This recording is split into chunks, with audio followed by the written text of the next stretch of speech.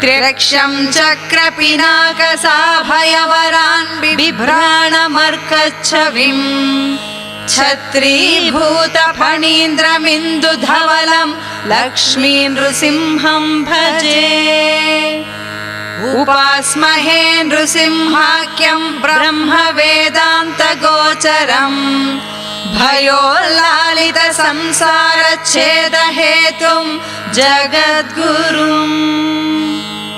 पराशर उवाच मन्त्रज्ञानक्रियायोगसारभूतैश्च नामभिः ब्रह्मणा संस्तुतो विष्णुः सहस्रं तद्ब्रवीम्यहम्।